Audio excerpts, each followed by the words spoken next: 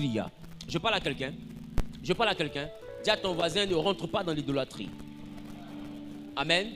Voilà. Il faut aimer tout simplement. Et puis, j'ai envie de dire, il faut pas rechercher l'amour qui est un sentiment. Amen. Parce que... c'est ça? C'est ça? Qui est d'accord avec ça? Parce que moi, je ne suis pas de ceux qui croient que l'amour est un sentiment. Qui croit que l'amour est un sentiment? Non, moi, je ne suis pas de ceux qui croient que l'amour est un sentiment. Moi, je suis de ceux qui croient que l'amour est une nature. C'est l'amour qui est un sentiment, là. C'est ça qui finit dans un mois. Tu comprends? L'amour qui est un sentiment, quand ça se déclenche, vous êtes au téléphone de 22h jusqu'à 6h, faites veiller. Des fois, même tu causes au téléphone quand tu fais position. Qui comprend? À qui c'est déjà arrivé? À qui c'est déjà arrivé? Bonjour, collègue. Écoute-moi. Quoi ça? Donc, elle me dit bonjour, collègue, tu me regardes mal. Donc, où je suis là, je suis Superman, c'est ça? D'accord? Donc, il y a des dimensions où, quand l'amour est un sentiment, tu as l'impression qu'il t'envoûte. Tu as l'impression qu'il te fait pas sentir le temps. Le temps ne passe plus. En réalité, l'amour, ça, c'est pas l'amour. Ça, c'est pas l'amour. Parce que l'amour va t'encourager à aller de l'avant. Le vrai amour va te booster. Le vrai amour va pas te dire, tu faisais quoi, tu n'as pas décroché, il faut décrocher tous les jours. Le vrai amour va venir contribuer à ce que tu puisses évoluer dans le domaine dans lequel tu te trouves. L'amour, c'est un comportement, l'amour, c'est un caractère qui envoie l'autre à souhaiter ton bonheur, à souhaiter ton ascension et à participer dans ton bien-être. C'est pourquoi, dans l'amour, dans le principe de l'amour, il y a la réciprocité. On ne rentre pas en amour parce qu'on veut être heureux, on rentre dans l'amour parce qu'on est prêt à rendre quelqu'un heureux. Donc si tu rencontres quelqu'un qui cherche le bonheur, la personne est dangereuse pour toi. Parce qu'à un moment donné, tout son comportement va tourner autour d'elle-même. Tout sera moi. Tu ne m'as pas appelé, tu n'es pas venu me voir, tu ne m'as pas donné cadeau, tu ne m'as rien donné. Maintenant, majoritairement, les personnes qui sont autour de moi, elles-mêmes n'apportent rien. Les gens se demandent qu'est-ce que tu leur apportes, mais ils sont jamais assis pour se demander qu'est-ce qu'eux, ils t'apportent. L'amour est un comportement qui envoie le respect. Quand quelqu'un t'aime, il te respecte. Quand quelqu'un t'aime, il te soutient. Quand quelqu'un t'aime, il te conseille. Quand quelqu'un t'aime, il te dit la vérité. Et l'amour que vous connaissez comme sentiment, des fois la fille, elle a porté une robe.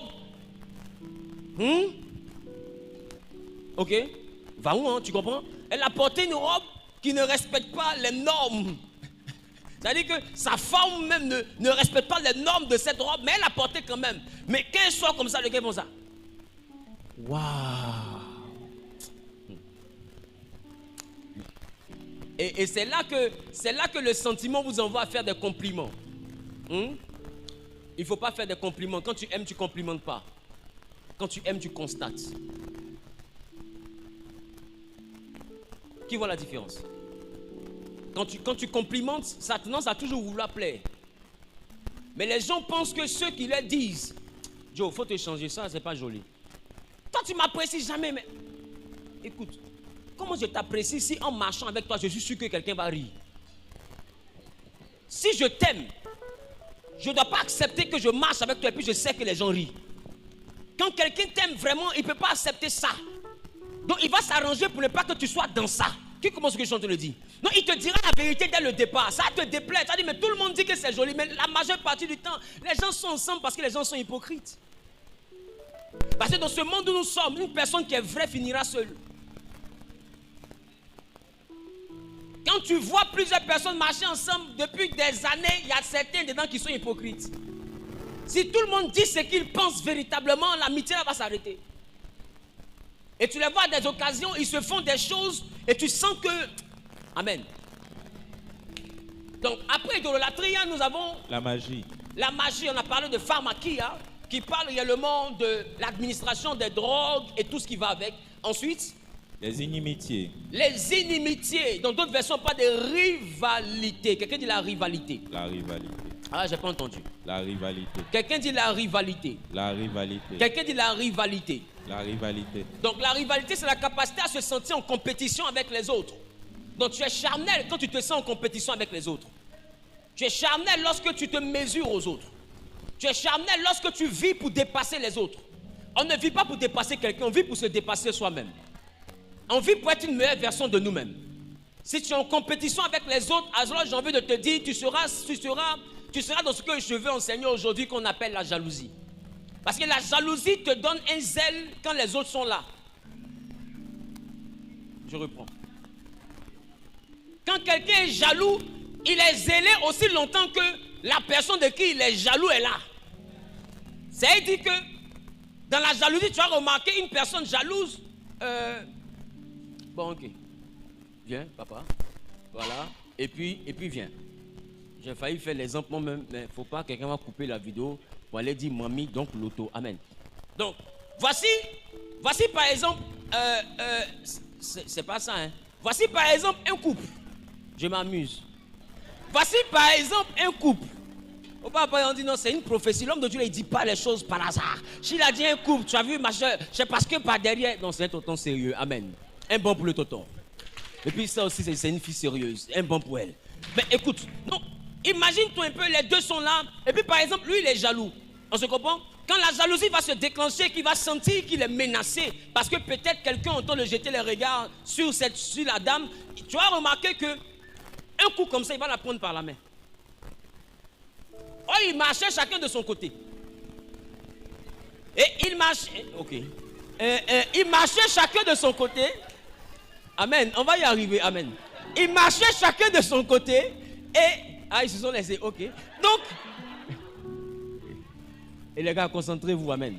C'est pas facile d'avoir une église où le peuple n'est pas concentré et puis le pasteur aussi n'est pas concentré. C'est vraiment pas facile. Donc, concentrez-vous pour que je me concentre. Amen.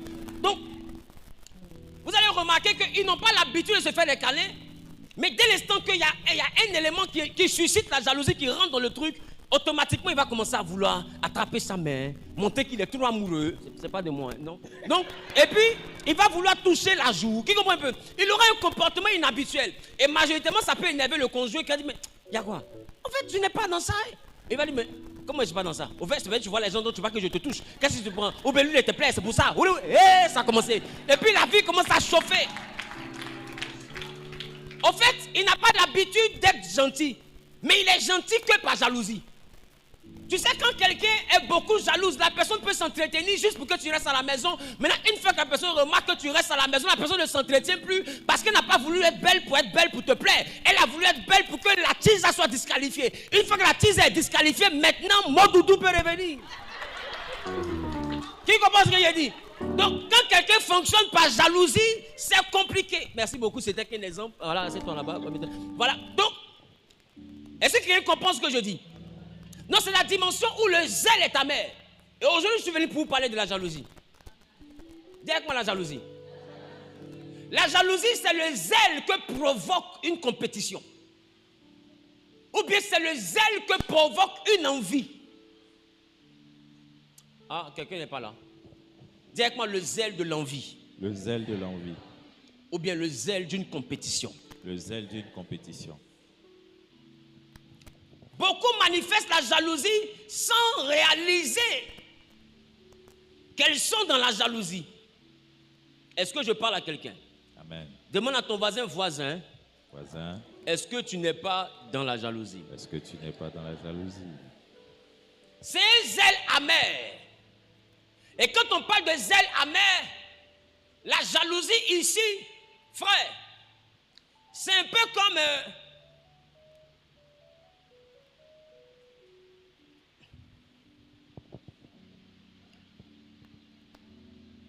la jalousie ne peut pas venir de l'amour.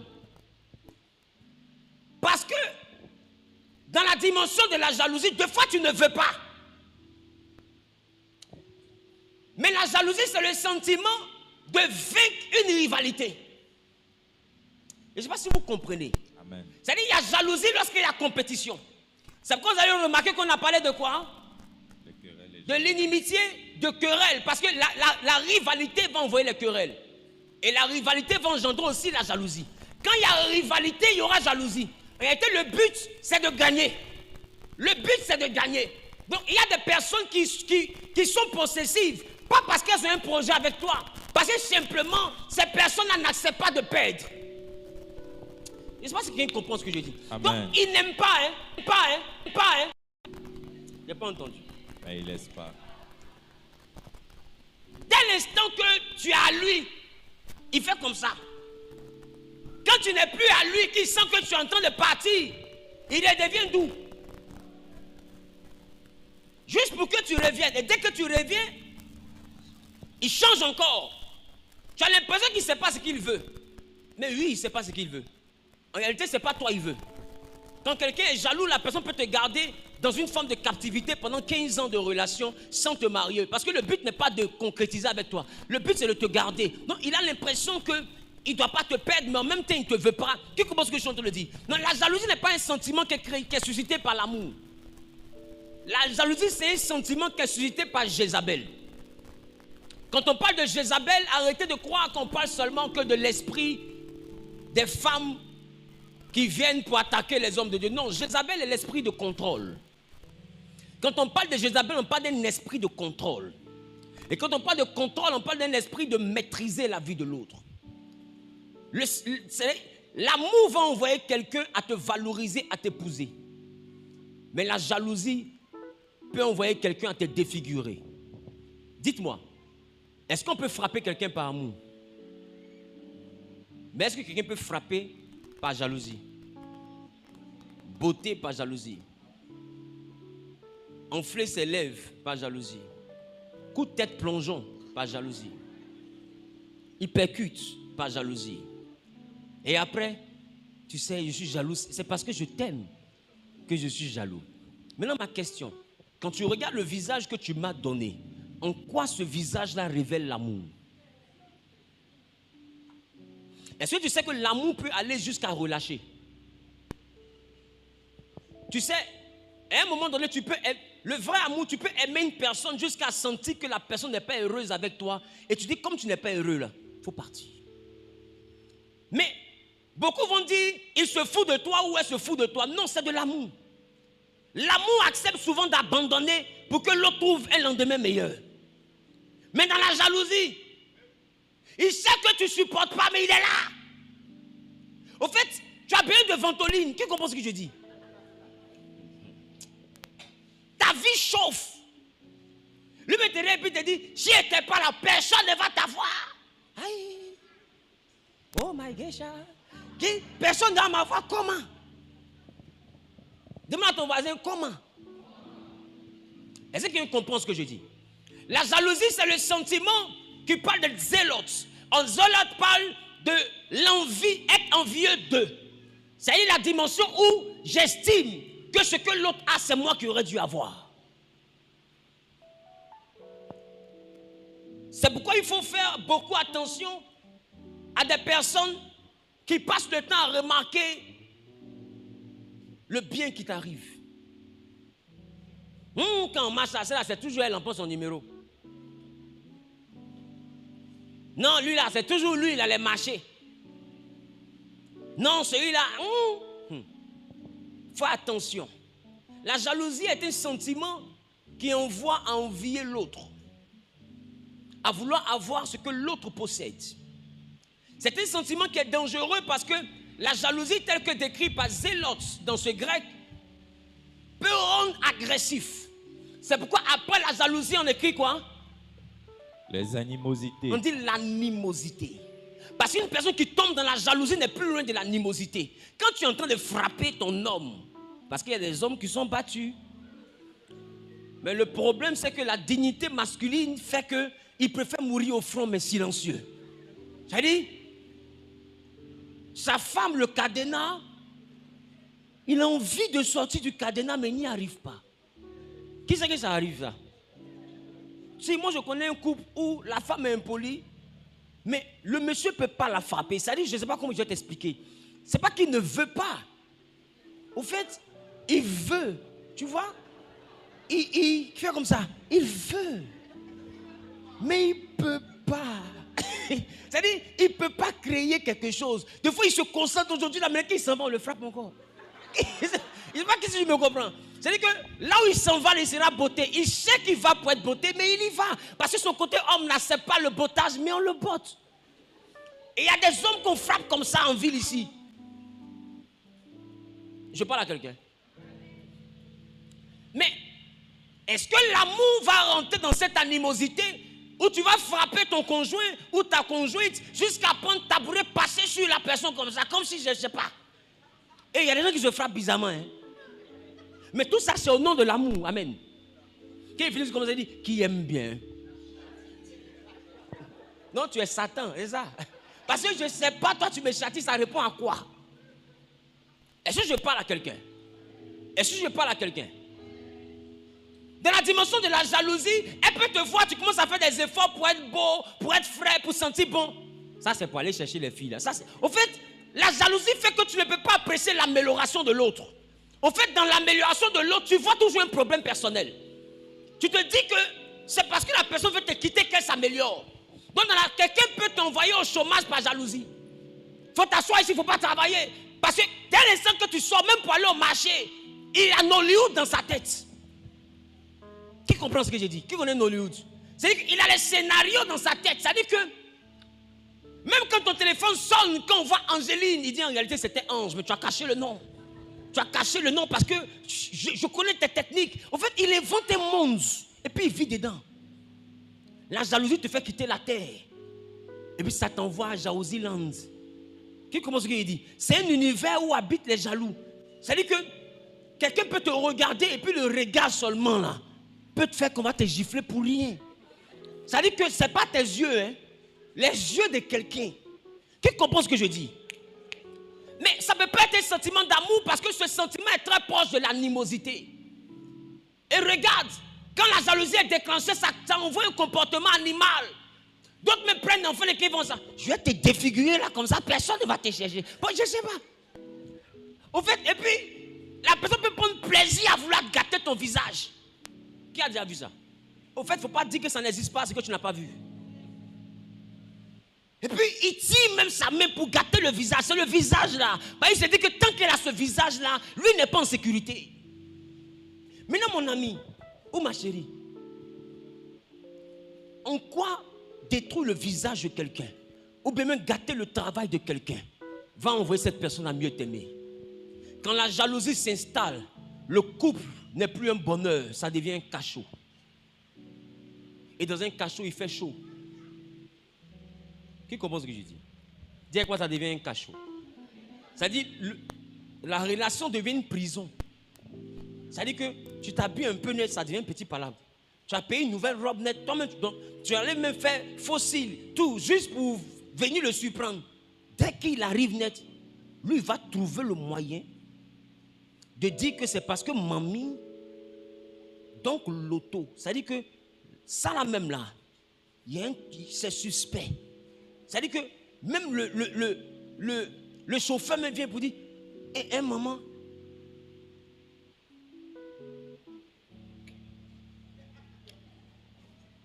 qui a compris ce qu'il vient de dire?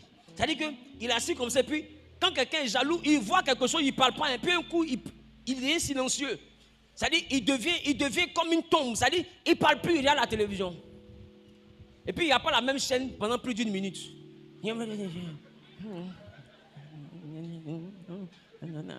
Et puis des fois il adore Dieu. Gloire à Dieu. Amen. En fait, il attend que tu lui dises, j'ai mon film que je voulais. En fait, dès qu'il y a mon film, tu commandes qui ici? Bah, tu fais des choses à comme mes papas. Je vous ai vu tout de suite là. Je vous ai vu. Aïe. Tout ça. Pour ça. En fait, je vais vous expliquer. C'est pourquoi je vous dis que la jalousie ne peut pas faire partie de l'amour. Parce que l'amour embellit la vie. Or, la jalousie salit la vie. La jalousie noircit le quotidien. La jalousie rend la vie invivable. Ça fait que quelqu'un que tu as aimé, tu commences à ne plus l'aimer. C'est-à-dire que toi-même, tu t'es levé pour dire, hey, chérie, tu sais ce qui s'est passé aujourd'hui? Quoi? Telle personne n'a plus mon numéro. Il dit, non, c'est comme ça. Moi, pour moi, c'est mon collègue. Il a mon numéro de travail. Pour moi, c'est mon collègue. Il m'a envoyé un texto que je suis jolie. Toi, tu as dit ça, peut-être ton mari est ton ami.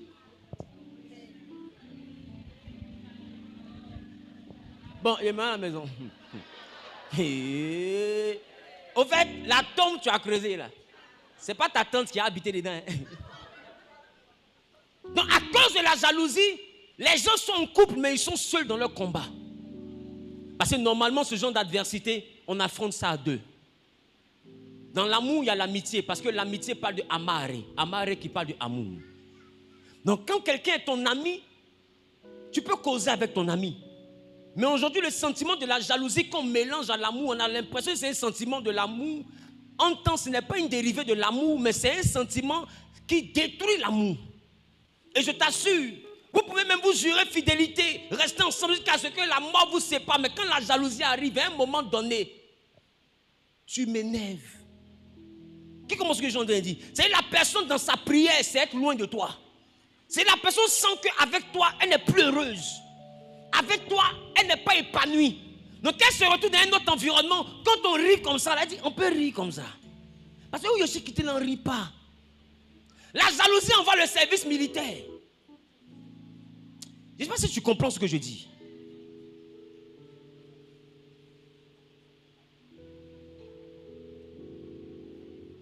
Que Dieu vous libère de ce sentiment. La jalousie envoie l'animosité.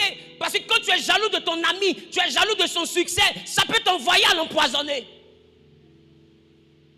Parce que dans la jalousie, tu te dis que s'il disparaît, je vais me sentir mieux. Ou s'il échoue, je me sentirai mieux. Donc tu as l'impression que ton épanouissement dépend du fait, numéro 1, que tu le dépasses, numéro 2, que tu le fasses, que tu l'envoies à disparaître. Donc soit tu cherches à le dépasser dans la compétition. Amen. Et la compétition va faire que vous allez vous créer des querelles. Et les querelles vont faire que vous allez beaucoup vous disputer. Et en réalité, vous vous disputez parce que dans le fond, là, il y a une jalousie. Je vous assure, quand vos amitiés prennent un coup, quand vos relations prennent un coup, toutes les incompréhensions en bas, il y a une jalousie. La jalousie n'est pas forcément exprimée. La jalousie n'est pas forcément comprise par la personne qui la ressent. Mais elle se sent comme dans une compétition, elle se sent comme dans un duel, elle se sent comme dans une atmosphère où il faut te faire mal. Parce que la jalousie va envoyer forcément l'animosité. Est-ce que je parle à quelqu'un? Est-ce que je parle à quelqu'un? Dis à ton voisin, quitte la jalousie. Il ne faut pas que le bonheur de quelqu'un te fasse mal. Tu sais, quand tu es jaloux, tu ne peux pas apprécier le bonheur des autres. Quand tu es jaloux, tu ne peux pas célébrer l'élévation de quelqu'un. Quand tu es jaloux, même quand on dit il y a une nomination, et puis tu attendais que ce soit ton nom qu'on donne pour la promotion, et qu'on donne le nom de ta collègue, il y a quelque chose qui te fait mal à l'intérieur de toi. Or, la collègue, là, c'est elle que tu vas manger à midi. Normalement, son élévation doit être une joie pour toi. Mais la jalousie va faire que tu seras triste. Oh, c'est ton ami qu'on a élevé. Mais tu ne vas plus regarder le côté, c'est mon ami. Tu auras mal parce que tu aurais voulu que ce soit toi. Mais chaque arbre donne son fruit en sa saison. Qu'une personne qui n'est pas jalouse sait apprécier Dieu pour la saison de ses amis, pour la saison de ses frères, pour la saison de son conjoint, pour la saison de sa conjointe, pour la saison même de son parent, pour la saison de son enfant. Dans la jalousie, vous pouvez être même dans un couple et puis être en compétition. Ça sert à quoi dans un foyer si vous êtes en compétition? Dans une amitié, si vous êtes en compétition, donc vous lancez des pots de bananes, vous mesurez l'un à l'autre. Or, normalement, vous ne devez pas vous mesurer, vous devez vous compléter. Qui comprend ce que je dis? Dis avec moi, la jalousie détruit la vie. Dis Seigneur, éloigne ce sentiment de mon cœur. Si je demande à tout le monde ici, est-ce que les gens sont jaloux? Beaucoup m'ont dit non, moi je ne suis pas quelqu'un de jaloux. Mais écoute-moi. Tu manifestes la jalousie au quotidien. Au quotidien. Alléluia. J'ai appris de Dieu que ce que tu n'arrives pas à célébrer dans la vie de quelqu'un ne peut pas t'arriver à toi. Pour qu'une chose puisse t'arriver à toi, il faut que tu apprennes à la célébrer. Ça veut dire que, tel qu'il est écrit que chaque arbre donne son fruit en sa saison, il faut apprendre à te réjouir quand c'est le temps du goyavier. Je vous ai dit et je répète, en Genèse, Dieu n'a pas planté un champ où il a fait habiter Adam et Ève. Parce que dans un champ de coco, il n'y a que des cocotiers. C'est ça? Dans un champ de cacao, il n'y a que des cacaoyers. Dans un champ de goyave, il n'y a que des goyaviers. Dans un champ d'orange, il n'y a que des orangers. Dans un champ de manioc, Quoi ça?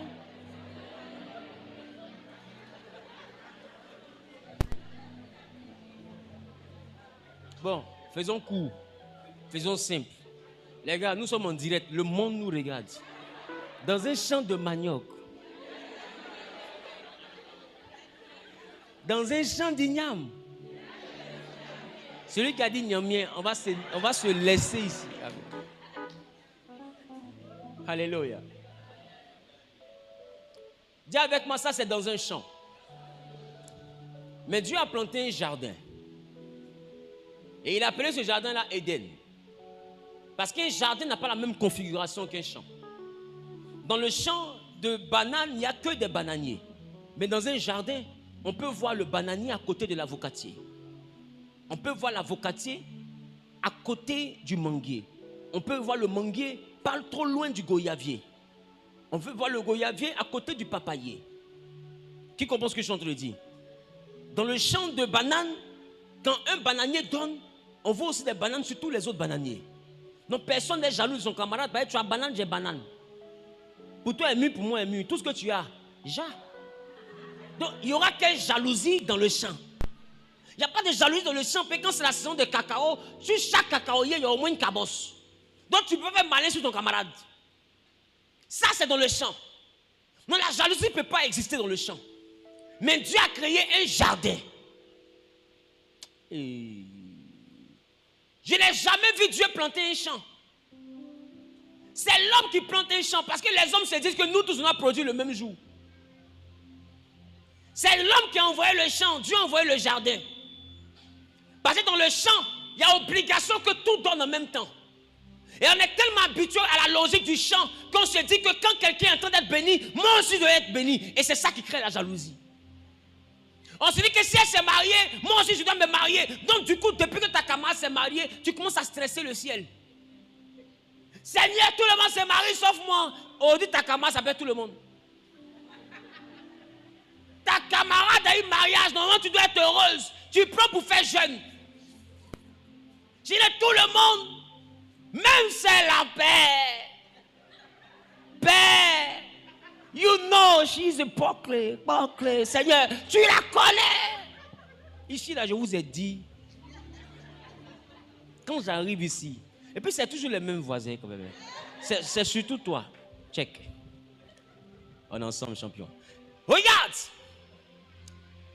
Et majoritairement, quand on regarde les détails de la vie de la personne qu'on connaît, on se dit, mais je mérite mieux qu'elle parce que moi je me sacrifie, elle ne se sacrifie pas. La Bible, il y avait deux hommes. Il y avait un collecteur d'impôts qui était devant le trône de Dieu, devant la présence de Dieu. Et puis il y avait quelqu'un qui était un homme de Dieu qui était là. Et puis lui dit, Père, je te loue parce que je ne suis pas comme ce collecteur d'impôts, ce vaurien qui passe son temps à faire. Moi je jeûne, moi je prie, moi je paye ma dîme, je suis mieux que lui. Tu sais, quand tu es jaloux de quelqu'un, à un moment donné, tu sens que tu es mieux que la personne. Donc quand tes amis évoluent, quand tes amis travaillent, tu deviens quelqu'un qui rentre dans la présence de Dieu. Dieu ne te bénira pas parce que tu te consacres par jalousie. Il te bénira parce que tu te consacres par destinée. Parce que tu regardes ta destinée. Je vous assure que beaucoup parmi vous êtes rentrés dans la présence de Dieu par jalousie. La jalousie envoie à jeûner.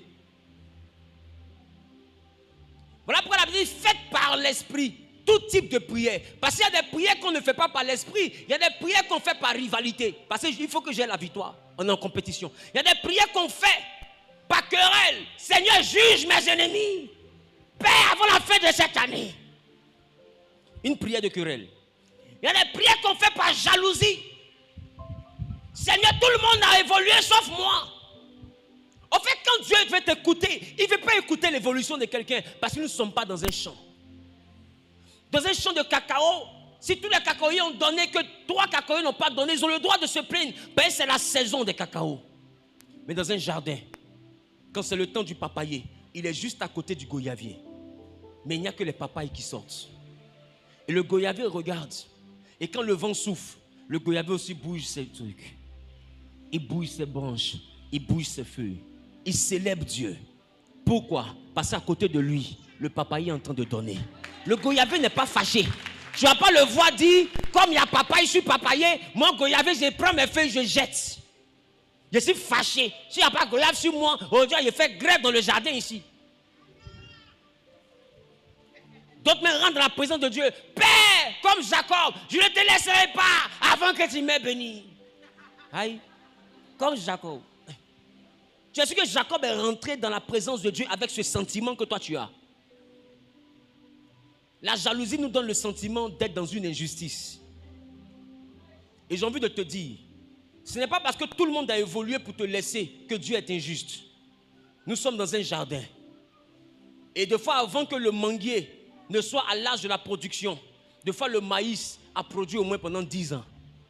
Il produit, on le casse, il revient encore, il produit. C'est-à-dire que manguier là, il pense au temps, il grandit. Mais maïs zouk devant lui, on mange maïs braisé, maïs bouilli. Qui commence à dire, on fait bob, maïs, tout ça là. C'est-à-dire maïs en train de zouker devant manguier. Et puis durant ce temps-là, le manguier prend, il est juste le germe. Après, il est tout petit comme ça. Après, il est tout petit. Le maïs fait malin. Le maïs se moque de lui, mais le manguier prend le temps et puis il grandit petit à petit. On peut penser qu'il est un échec, mais il a sa saison de grandir et il a sa saison de produire. Quand il grandit, il prend son temps, il grandit. Il ne cherche pas à produire en grandissant. Il prend son temps de grandir. Dans quelle phase toi tu te trouves? Si tes camarades évoluent, vous êtes des camarades, vous n'êtes pas le même type d'arbre. La Bible dit, on reconnaîtra l'arbre à son fruit. Nous sommes tous des arbres, mais pas des arbres de la même nature. Donc on ne produira pas au même moment. Et dit, chaque arbre donne son fruit en sa saison. Élisabeth était stérile selon les hommes. Mais la Bible dit, quand Gabriel a fini de visiter Zacharie, plus tard on dit, le temps pour que Élisabeth accouche arriva.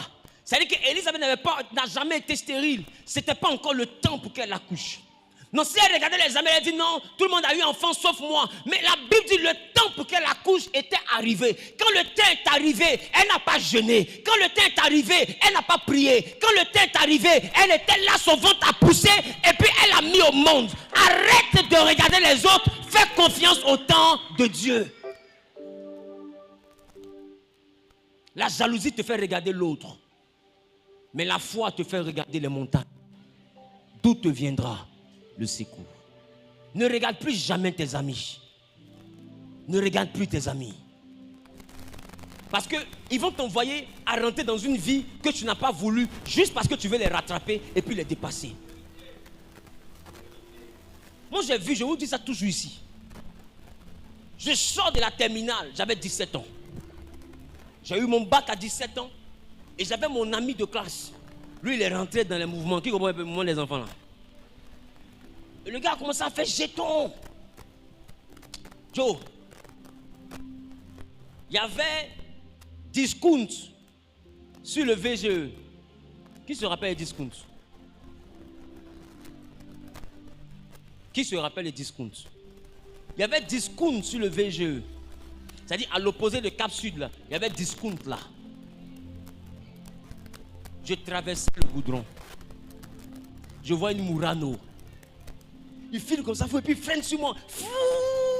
Et c'est ma fille spirituelle en chemise pagne, pantalon de tissu. Vacances, on vient d'avoir bac, hein. Lui il freine sur moi comme ça.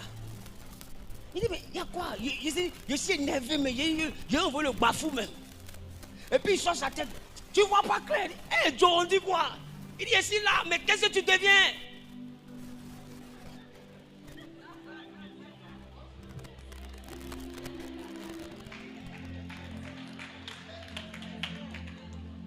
Il dit, moi, je ne sais pas ce qu'il devient, mais il devient.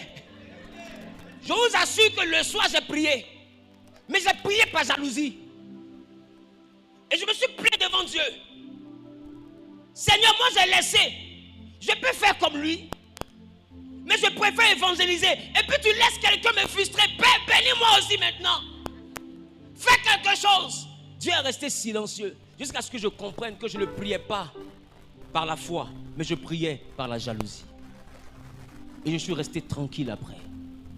Et j'ai vécu l'épreuve que je devais vivre. J'ai vécu la galère que je devais vivre. Un jour, Dieu me donne une voiture. Et puis lui et moi, on se revoit. Et il est assis dans ma X5. J'en avais 3.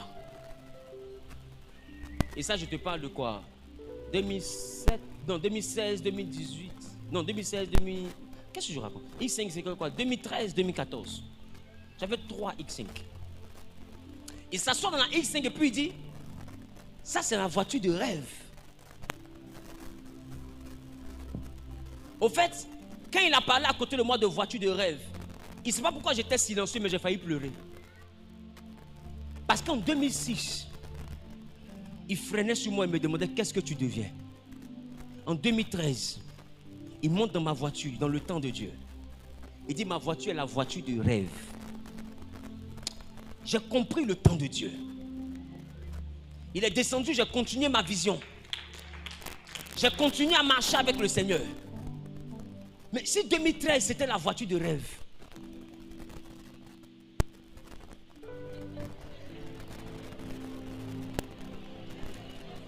au fait, là, c'est plus la voiture qui est dans ton rêve. C'est moi, mais je suis dans ton rêve. Parce que ma vie ressemble à un rêve. Le temps de Dieu n'est pas celui des humains. Ne laissez pas la jalousie vous motiver. Laissez les gens rire pour ceux qui veulent rire. Il y a un temps pour rire. Et puis il y a un temps pour sourire. Tu sais, ceux qui se moquent rient. Mais celui que Dieu a élevé va sourire. Parce que quand le temps de Dieu arrive, toi tu n'as pas le temps de rire. Tu les regardes comme ça et puis tu souris. Parce que rire là, c'est bloqué dans leur gorge. Ils ne peuvent plus se moquer. Ils ne peuvent plus demander qu'est-ce que tu deviens. Parce que tu deviens là. Nous tous on voit ici. Qui comprend ce que je dis? Tu ne pries pas une idole. Tu pries un Dieu qui est réel. Sors de la jalousie. Même dans une relation. Quelqu'un qui te quitte ne te mérite pas. À un moment donné, arrête de pleurer pour celui qui s'en va. S'il s'en va, explique-toi. Il veut forcément partir, laisse-le partir. On ne peut pas perdre quelque chose qui nous appartient. On ne peut pas perdre quelque chose qui nous appartient. C'est pourquoi Jésus dit, si quelqu'un lutte avec toi ton manteau, donne-lui aussi ta tunique. Tu sais pourquoi? Ben, ce qui est pour toi ne va pas lui rentrer. Il va ramener. Ce qui est à toi reviendra. On avait des femmes ici, ils ont pris ton mari, le mari est parti. Elle a célébré pour dire non, c'est fini. Mais 5 ans après, match retour. Le mari a laissé 3 enfants et puis il est revenu marier son ancienne femme. Et puis c'est la femme là qui a vieilli à lui. Je veux te dire, ce qui est à toi, on ne peut pas te voler. Apprends à faire confiance en Dieu. La jalousie va te rendre animal pour rien. Tu vas rentrer dans des compétitions inutiles. Tu vas faire du mal à des gens inutilement. Oh, au fond de toi, tu n'es pas une mauvaise personne. Au fond de toi, tu es une bonne personne, tu es une belle personne. Mais la jalousie va te rendre comme un animal. Tu vas faire des choses qu'après tu vas regretter. Parce que tu n'es pas ta nature. Tu n'es pas comme ça. Bénis Dieu pour le bonheur des autres. Apprécie Dieu pour le bonheur des autres. Apprécie Dieu pour la saison des autres. C'est le temps pour que les autres règnent. Bénis Dieu. Écoute-moi. Si dans le temps où les gens règnent, toi tu ne manges pas, ça ne fait rien. Il y a un temps que Dieu a prévu pour que toi aussi tu manges. Et je ne sais pas si quelqu'un comprend ce que j'essaie de lui dire. N'est pas mal. Parce qu'il y a un système qui t'empêche de manger. Je veux te dire, de fois qu'un système t'empêche de manger, Dieu aspire simplement que tu te délocalises. De fois, la provision vient de bouger. Arrête de te lamenter, cherche le nouveau territoire. Ne pleure pas sur ton sort, cherche le nouveau territoire. Ne t'assois pas pour lancer les pots de bananes sur les gens. Non, cherche le nouveau territoire. Écoute-moi bien. Les ténèbres règnent, mais les ténèbres ne régneront pas toujours.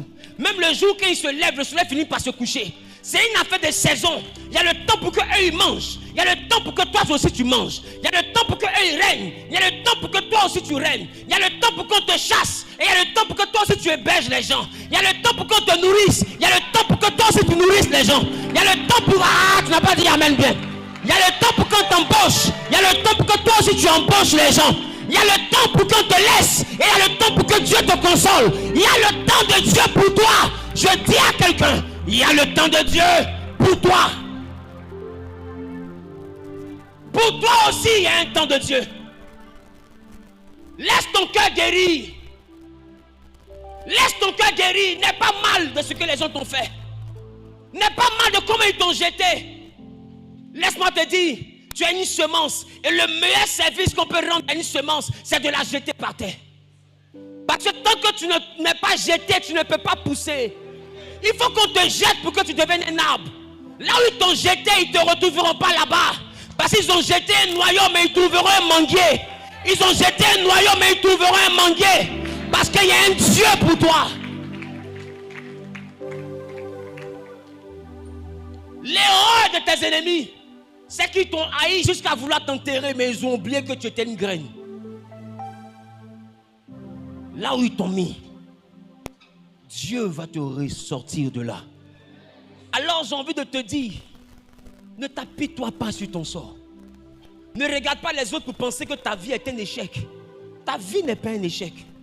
Même si tu es arrivé au niveau où tu as perdu tout ton équilibre, le respect même que tu avais est parti, parce que l'estime de toi-même est partie, parce que tu t'es retrouvé dans une situation où toi-même tu ne crois plus en toi, parce que tout s'est effondré, et tu regardes la vie et tu es amer. La jalousie, c'est un zèle amer. C'est le cœur d'une personne qui est amère. C'est-à-dire que tu es là et puis tu deviens aigri. Quand tu regardes, tu as l'impression que ton cœur commence à devenir méchant, parce que tout autour de toi est rassemblé pour que tu deviennes aigri. Parce que quand tu regardes, tu dis, je connaissais mieux papier que celui-là, je connaissais mieux que celui-là, je connaissais mieux que celui-là. J'ai toutes les relations, pourquoi Dieu ne me bénit pas? Mais il a dit à Gédéon, vous avez 32 000 soldats, mais ils sont trop beaucoup pour que moi je délivre. Il y a des moments où les relations que tu as, ils sont trop beaucoup pour que Dieu t'élève. Dieu a besoin qu'on t'abandonne, Dieu a besoin qu'on te laisse tomber, Dieu a besoin qu'on t'oublie, Dieu a besoin qu'on te jette pour que lui te récupère, pour te mettre à la table des rois, afin que de ta bénédiction, que nul ne se glorifie devant Dieu, devant Dieu, devant Dieu.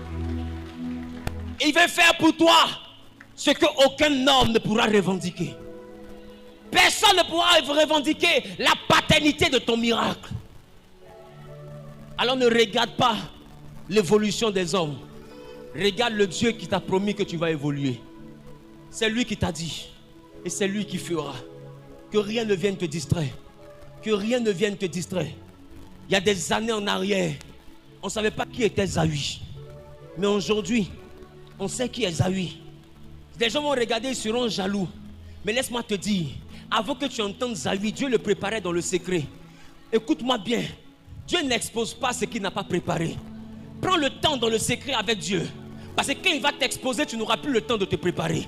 Prépare-toi maintenant qu'on ne te connaît pas. Prépare-toi maintenant que tu es seul. C'est dans ta solitude que la solitude doit te parler.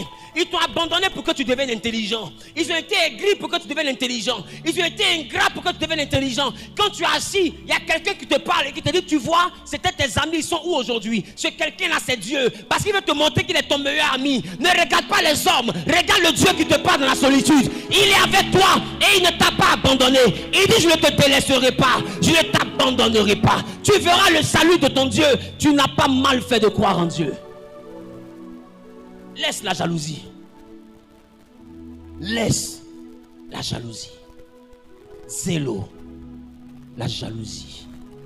Dis avec moi la jalousie. Aujourd'hui, j'ai tellement bien compris ce principe que je vois un homme de Dieu rassembler des foules. Je suis assis, je regarde son programme exprès. Et puis je dis, waouh, Dieu est glorifié. C'est merveilleux.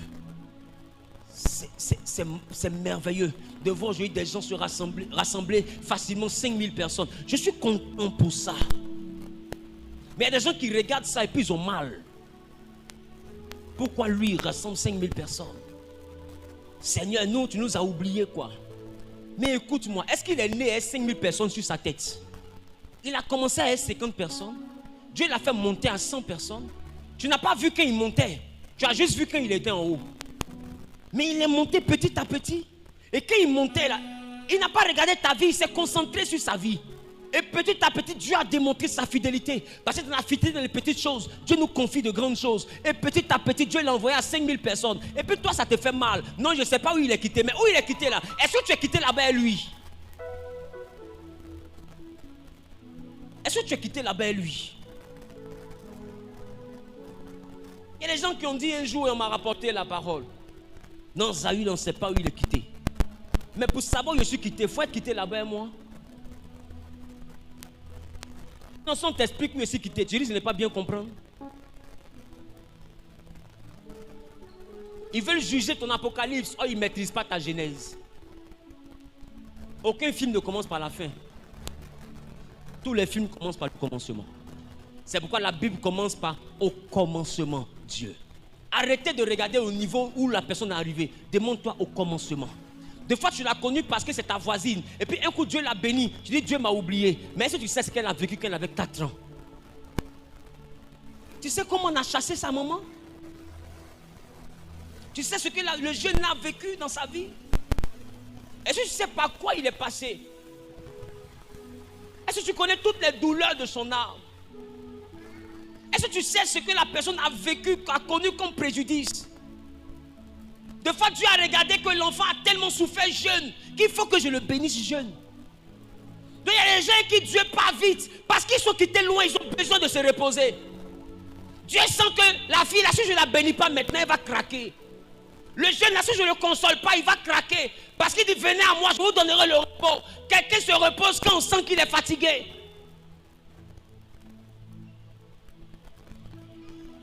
Que personne ne t'envoie à convoiter le bien que Dieu fait à quelqu'un. Parce que Dieu n'est pas un mauvais père. Chacun ici a un temps où Dieu a prévu le visiter. Et je te dis, ça peut être cette année. Ça peut être dans les derniers mois qu'il va te visiter. Ça peut être l'année prochaine. Mais peu importe le temps qu'il a fixé de sa propre autorité, attends ce temps dans la dignité. Attends ce temps dans l'intégrité. L'intégrité, c'est la capacité à avoir un ami et puis ne pas le voir comme un ennemi parce qu'il a réussi. Quand tu es intègre, tu ne cherches pas à dénigrer quelqu'un parce que tu veux qu'il descende. Tu pries pour qu'il reste en haut et qu'un jour Dieu te prenne en bas pour le rejoindre en haut. Mais tu ne pries pas pour qu'il tombe, c'est la sorcellerie. Tu n'attends pas de fouiller pour voir est-ce que son mari l'a enfin chassé. C'est la sorcellerie. Jaloux, tu deviens sorcier. Jaloux. Jaloux. Parce que ton ami travaille, ça te fait mal. C'est que tu veux qu'il perde son travail. Bon, les sorciers veulent quoi? Toi, tu veux quoi? Bon, les sorciers veulent quoi? Quand quelqu'un travaille et puis ça marche, les sorciers veulent quoi? Que la personne perde son travail. Le jaloux veut quoi? Donc les deux ils ont les mêmes intérêts. C'est qu'ils travaillent pour la même société. J'ai envie de te dire, même si tu t'es jamais envolé, dès l'instant que le bonheur de quelqu'un te fait mal, tu es initié. Parce que normalement un bonheur ne fait pas mal, un bonheur est heureux. Si un bonheur, c'est dans la jalousie seulement que le bonheur fait mal. Un bonheur est heureux. Un bonheur, il est là pour rendre heureux. Un malheur rend malheureux. Voilà pourquoi la Bible dit ne te réjouis pas du malheur, même de ton ennemi. Parce qu'un malheur est fait pour qu'on soit malheureux. Mais dans la jalousie, tu es heureux du malheur et tu es malheureux du bonheur. Regarde comment c'est renversé. Dans la jalousie, le bonheur de l'autre te rend malheureux et son malheur te rend heureux. Oh, Dieu a créé pour que le bonheur rende heureux et que le malheur rende malheureux. Alors il dit, même ton ennemi, quand il est frappé de malheur, ne te réjouis pas. C'est-à-dire que Dieu te dit, sois malheureux à ton ennemi, qu'il est dans le malheur. Ça veut dire que si le malheur ne vous réconcilie pas, c'est que tu n'es pas enfant de Dieu. Vous pouvez vous clasher, faites tout, mais quand le malheur arrive, déposez les armes un peu, rends-lui visite. Il faut lui dire, mon ami, Yako. Mais tu ne m'as jamais aimé. Laisse sa fête d'aimer là. Après le funérail, on en reparle. Mais Yako. Parce qu'on ne tire pas sur une ambulance. Quand tu es un homme, tu ne frappes pas quelqu'un qui est à terre. Tu attends qu'il se relève.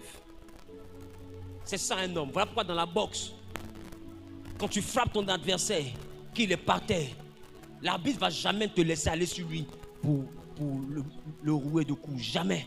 Il va séparer. Parce qu'un vrai homme ne frappe pas celui qui est à terre. Il dit, si tu es vraiment mon adversaire, Yako, parce que tu es tombé, relève-toi. La parole n'est pas encore finie. On va se battre maintenant. Donc quand quelqu'un a perdu son enfant, quelqu'un a perdu son papa, quelqu'un a perdu sa femme, quelqu'un a perdu son mari, toi tu ne dois pas te réjouir. Tu dois aller dire Yako, mais pas dans l'hypocrisie, dans la sincérité. Parce que tu te dis, si j'avais perdu mon parent, j'allais avoir mal. Alors, lui et moi on ne s'aime pas, hein, mais on ne s'aime pas jusqu'à souhaiter la mort de quelqu'un. Voilà, parce qu'on ne s'aime pas, voilà, mais à faire de la mort, là, enlever ça entre nous. Non, je m'en vais compatir. Quand je finis de compatir, là, ça va passer sur venir te dire, Yako, quand on est réconcilié, quand je réponds, il dit, play, on reprend. On a fini le funérail, le malheur est fini, on a fini le malheur. Maintenant on reprend, où on s'était arrêté. Qui comprend ce que je dis? Montre à Dieu que tu as de la valeur. Ne tape pas quelqu'un qui est par terre.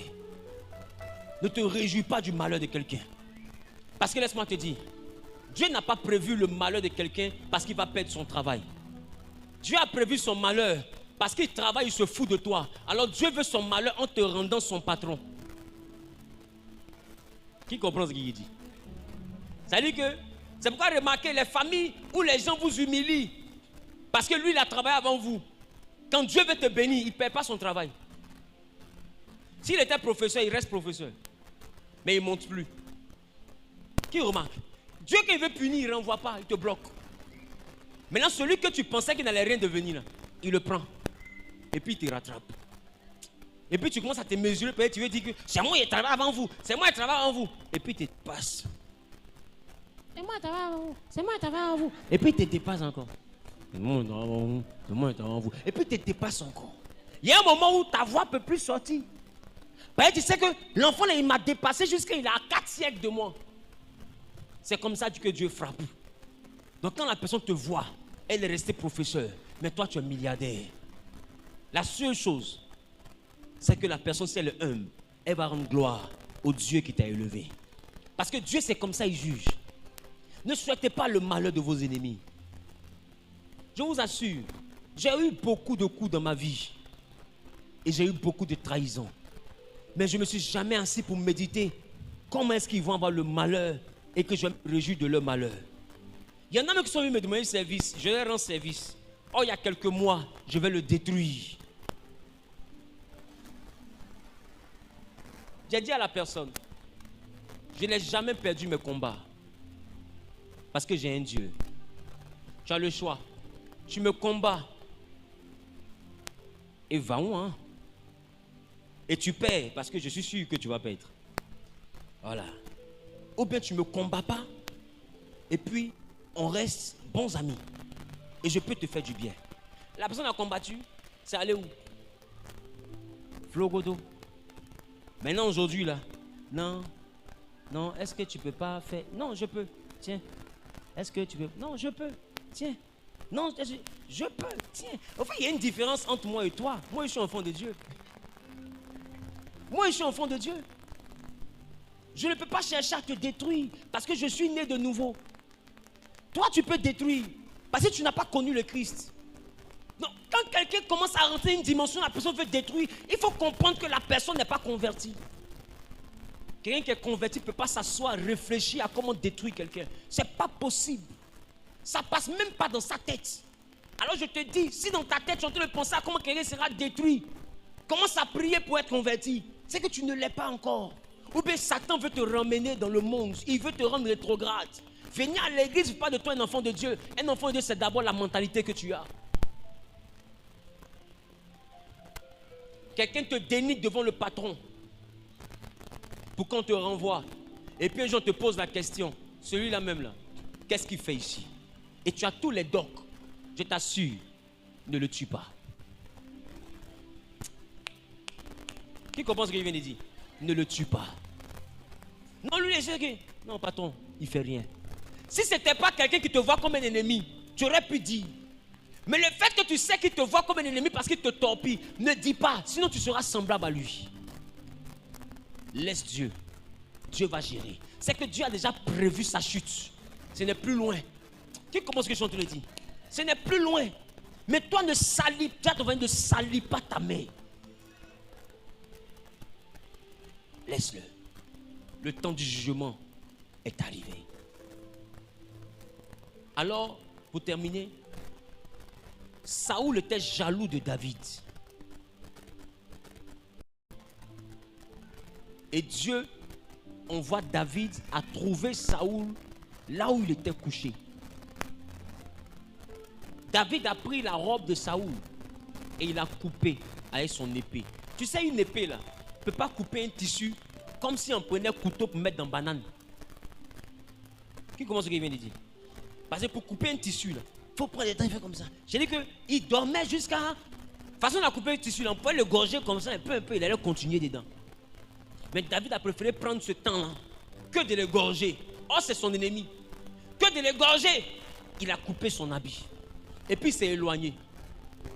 Parce qu'on ne frappe pas quelqu'un qui est à terre. Oh, David et Saoul sont en guerre. Mais le seul fait qu'il dort, frapper quelqu'un qui dort, c'est être lâche. David a coupé son habit et il s'est éloigné. Et puis il dit, Abner, il appelle le chef de la garde de Saoul. Et puis il dit, est-ce que ce n'est pas toi qui es chargé de la sécurité du roi? Il dit, si. Il dit, mais en ce moment, pourquoi le tissu de la robe du roi est dans ma main? Moi qui suis son ennemi. Qu'est-ce que son habit fait dans ma main? Il aurait fallu de peu et j'aurais tué le roi. Et toi, tu vis pourquoi? La Bible dit que pendant que David était en train de sermonner le chef de la sécurité de son ennemi, regarde David. L'homme selon le cœur de Dieu, c'est ça. Tu n'abats pas quelqu'un, même quand tu as la capacité de l'abattre, laisse Dieu va faire ton travail. C'est pourquoi je vous ai dit, même si tu as les preuves que ton ennemi a fait ceci dont tu peux le faire renvoyer, ne le fais pas renvoyer. Tu auras le cœur selon Dieu. Tu seras un homme selon le cœur de Dieu. Parce que non, selon le cœur de Dieu, c'était David. Il dit, son habit fait quoi là? Et pendant que David est en train de crier sur le chef de la sécurité, Saoul se réveille. Parce qu'il entend une conversation. Et il écoute la conversation, il entend que son habit est dans la main de David. Il dit, au fait, et ce jour-là, quand il s'est réveillé, j'étais là. Et il me demande, mais Zawi, ils disent quoi? Il dit, le vieux, ils ont coupé ton habit. Aïe, coupé mon habit, comment? Qui? Il dit, David est venu ici, il a coupé ton habit, il est parti au front là-bas, il est en train d'insulter Abner pour dire que ton chef de sécurité ne fait pas son travail. Il dit, quoi? Il regarde son habit, c'est coupé. Et Saoul dit, est-ce toi mon fils David que j'entends? David dit, oh roi, vis éternellement, c'est moi. Il dit, alors, si c'est vraiment toi que j'entends, tu régneras sur Israël. Oh, il poursuivait David pour ne pas que David règne. Mais le cœur de David a envoyé Saoul à prophétiser que David allait régner. Dieu ne te donne pas le trône quand tu rentres dans l'animosité produite par la jalousie. Et David a été roi après Saoul, comme Saoul lui-même avait prophétisé. Quand tu es un enfant de Dieu, tes ennemis te font du mal jusqu'à un jour, soit se lève et dit, ouais, celle-là, elle mérite que Dieu la bénisse. Mais tout ce qu'on a fait là, elle n'a pas réagi. Vraiment, les gars, arrêtons. Si Dieu l'a béni là, c'est vraiment une enfant de Dieu. Il faut qu'on arrive à ce niveau-là. Qui est d'accord avec ça? Il faut que les gens arrivent à ce niveau. Ils doivent arriver à ce niveau, eux-mêmes vont confesser que ton affaire là, il y a Dieu dedans. Je déclare et je prophétise. Que le Dieu qui donne la victoire éloigne de ton cœur le sentiment de la jalousie. Tu n'as pas bien dit amen, moi ça me dérange. Qu'il éloigne de ton cœur le sentiment de la jalousie. Qu'il éloigne de ton cœur le sentiment de la jalousie. Qui a dit amen, je reçois, est propriétaire. Qui a dit amen, je reçois, est propriétaire. Restez devant comme à notre habitude, s'il vous plaît. Qui a dit amen, je reçois, est propriétaire. Que Dieu guérisse notre cœur. Nous sommes dans un monde où il y a tellement de compétition qu'on est tenté par la jalousie. Des fois, on est tenté de devenir des personnes jalouses. Parce que nous sommes dans un monde où il n'y a que la rivalité, il n'y a que la compétition. Les gens ne veulent plus réussir simplement, ils veulent surtout dépasser les autres. Oh, un enfant de Dieu, lui il cherche à réussir. Maintenant, si sa réussite t'a dépassé, ce n'est pas de sa faute. Qui comprend ce que je dis? Il faut chercher simplement à réussir. Maintenant, si ta réussite t'a dépassé tes camarades, dis à ton voisin, ce n'est pas de ma faute. Moi, je ne voulais pas te dépasser. Moi, je priais pour réussir dans ma vie. Parce que je suis quitté loin. J'ai souffert dans la vie. On nous a humiliés. J'ai prié pour que Dieu relève notre tête. Si en relevant ma tête, il t'a dépassé, ma camarade, mon but n'était pas de t'humilier. Mon but, c'est que Dieu relève ma face. Donc, si elle t'a dépassé, je n'ai pas fait exprès. Donc, si là, te demandé pardon parce qu'elle t'a dépassé, je te demande pardon. Regarde ton voisin comme si c'était quelqu'un qui est en compétition avec toi. Et puis tu dis, voisin, il te demande pardon si elle t'a dépassé. Écoute, de manière prophétique, tu es en train de parler à quelqu'un qui t'en veut parce qu'il pense que tu l'as dépassé. Il faut lui demander pardon. Parce qu'il est charnel. C'est parce qu'il est charnel qu'il pense que tu l'as dépassé parce que tu as réussi. Donc du coup, quand il est avec toi, il se sent inférieur, il se sent mal, il est frustré Parce qu'il s'est dit que tu as trop d'honneur. Vous êtes camarades, pourquoi on t'honore trop comme ça? Donc il a tendance à vouloir te rabaisser parce qu'il est jaloux. Est-ce que je parle à quelqu'un? Dis avec moi, Seigneur. Éloigne de mon cœur le sentiment de la jalousie. Je ne veux pas être un homme jaloux. C'est une œuvre charnelle. Et je ne veux pas être charnel. J'aspire à être un homme spirituel. C'est pourquoi moi, Wilfried Zawi, je te recommande mon cœur. Père, enlève le sentiment de la jalousie. Enlève la rivalité et la compétition avec les autres. Enlève en moi le sentiment de vouloir dépasser les autres. Seigneur, que dépasser les autres ne soit plus le but pour lequel je travaille. Je veux travailler pour accomplir ma destinée. Pas pour dépasser les autres. Alors Père, tous ceux qui se sentent en compétition avec moi,